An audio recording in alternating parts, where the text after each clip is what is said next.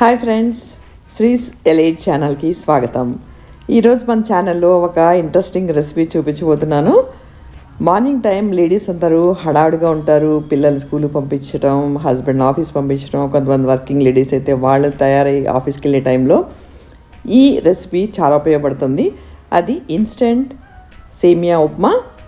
మీరు అది టైం ఉన్నప్పుడు ఇంట్లోనే ప్రిపేర్ చేసి స్టోర్ చేసుకుంటే బిజీ అవర్స్లో వితిన్ నో టైం మీరు ఈ రెసిపీని తయారు చేయొచ్చు. సో ఇప్పుడు అది ఎలా తయారు చేసుకోవాలో చూద్దాం.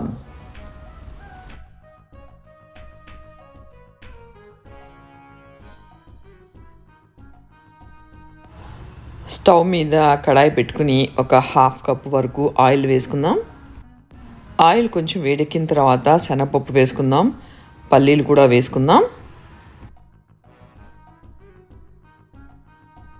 కొన్ని ఆవాలు అలాగే ఎండుమిర్చి కూడా వేసుకుందాం.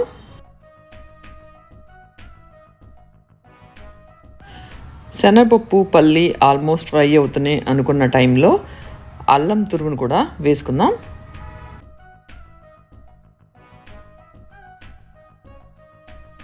హాఫ్ కేజీ సేమియా వేసేటైతే కనుక ఈజీగా ఒక 10 మిరపకాయలు పడతాయి. అది మీ టేస్ట్ని బట్టి అడ్జస్ట్ చేసుకోండి. అలాగే కరివేపాకు కూడా వేసి అన్నీ బాగా ఫ్రై చేసుకుందాం.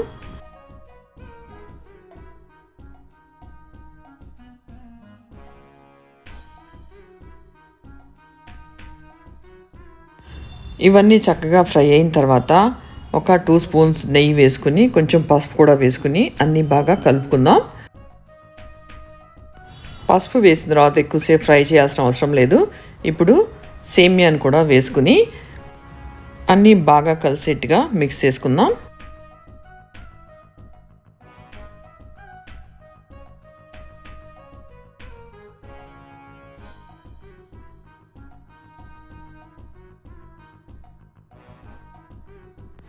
మనం తీసుకున్న సేమియాకి సరిపడినంతగా ఉప్పు కూడా వేసుకుని అంతా బాగా కలుపుకొని సేమియా కొంచెం కలర్ మారి లైట్ బ్రౌన్ వచ్చేంత వరకు కూడా ఫ్రై చేసుకుని స్టవ్ ఆఫ్ చేసుకుందాం.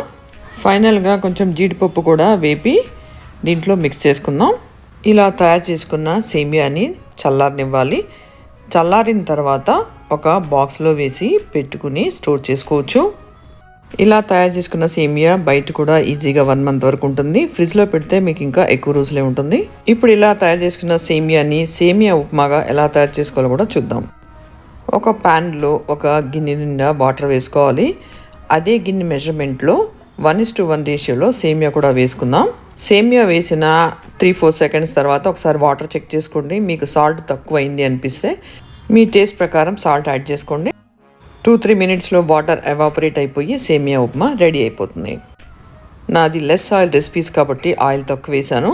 అదే మీరు ఇంకొంచెం ఆయిల్ కానీ నెయ్యి కానీ వేసుకుంటే సేమియా ఉప్మా పొడి పొడిలాడుతూ ఉంటుంది. ఈ వీడియో మీకు నచ్చినట్టయితే లైక్ చేయండి, షేర్ చేయండి, అలాగే సబ్స్క్రైబ్ చేయటం మర్చిపోకండి.